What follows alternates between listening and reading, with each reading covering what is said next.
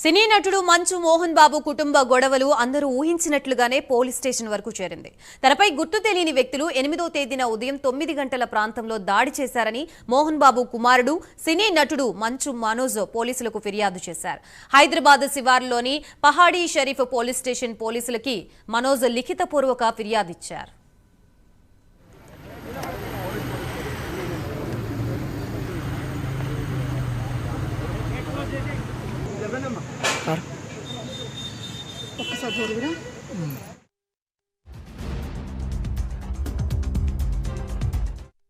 సుమారు 10 మంది గుర్తు తెలియని దుండగులు తన ఇంటిపైకి వచ్చారని మనోజ్ ఫిర్యాదులో పేర్కొన్నారు. వారిని అడ్డుకునే క్రమంలో తనకి గాయాలయ్యాయని మనోజ్ పోలీసులకు చెప్పారు. ఆ సమయంలో రికార్డైన సీసీ కెమెరా దృశ్యాల్ని కూడా లేకుండా చేశారని మంచు మనోజ్ ఫిర్యాదులో రాశారు.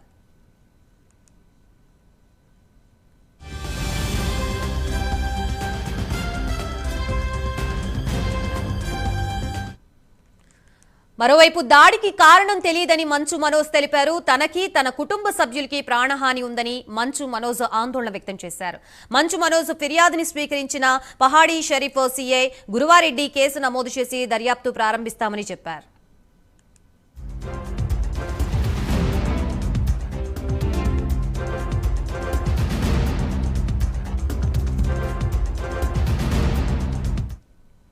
ఇదిలా ఉంటే తన కుమారుడు మంచు మనోజ్ పై మోహన్ బాబు కూడా పోలీసులకు ఫిర్యాదు చేశారు.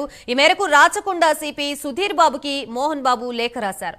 మనోజ్ నుంచి తనకి ముంపు ఉందని మోహన్ బాబు లేఖలో పేర్కొన్నారు. తమ కుటుంబానికి రక్షణ కల్పించాలని రాచకొండ సిపిని మోహన్ బాబు కోరినట్లుగా తెలుస్తోంది. ప్రస్తుతం ఈ అంశాలకు సంబంధించి మనకి పూర్తి సమాచారం అందించడానికి మా ప్రతినిధి కీర్తి సిద్ధంగా ఉన్నారు.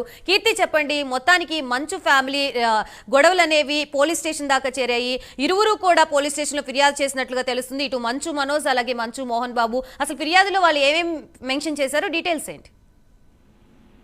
గాయత్రి, యాక్చువల్ గా అయితే నిన్న డైల్ 100 కి అయితే కాల్ చేసి కంప్లైంట్ ఇచ్చారన్న వరకు అయితే వార్తలు ఉన్నాయి. కాకపోతే ఈ రోజు మంచు మనోజ్ పహాడీ షరీఫ్ పోలీస్ స్టేషన్ కి సాయంత్రం 7 ఆ టైంలో వెళ్లి కంప్లైంట్ అయితే ఇవ్వడం జరిగింది సిఐ గారికి. ఏంటంటే తనకి తన కుటుంబానికి ఒక అగంతకుల ద్వారా ప్రాణహాని ఉంది అని చెప్పేసి అయితే కంప్లైంట్ లో మెన్షన్ చేశారు. అక్కడైతే మోహన్ బాబు పేరు కానీ ఇంకా కుటుంబ సభ్యులు ఎవరి పేర్లు అయితే మెన్షన్ చేయలేదు.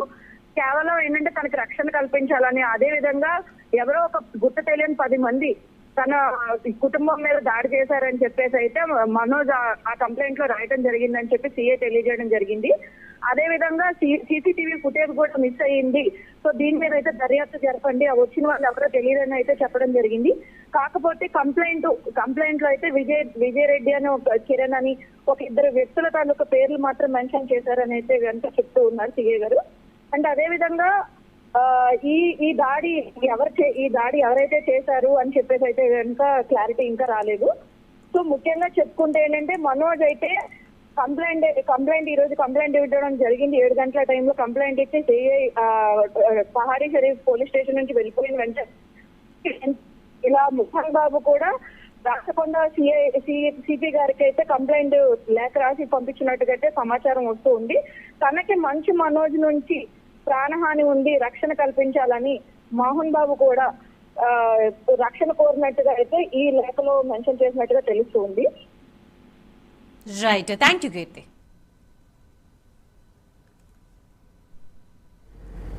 పోలీస్ స్టేషన్ రావడం జరిగింది.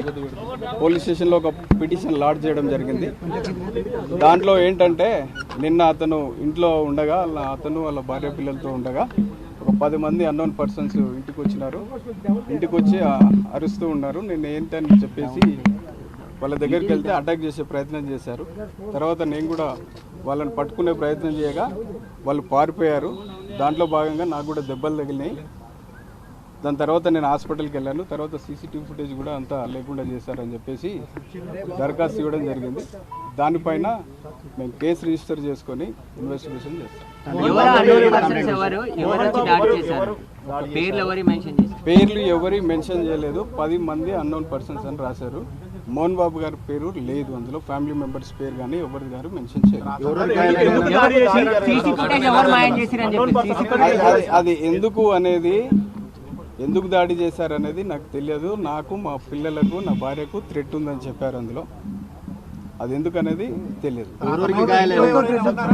ఇంట్లోకి వచ్చి దాడి చేశారా? ఇతను వెళ్తుండగా వాళ్ళు అటాక్ చేశారా? ఇంటి పైన అంటే ఇంటి లోపలికి వచ్చారు, వరండా దగ్గర అట్లా ఇంటి దగ్గరలో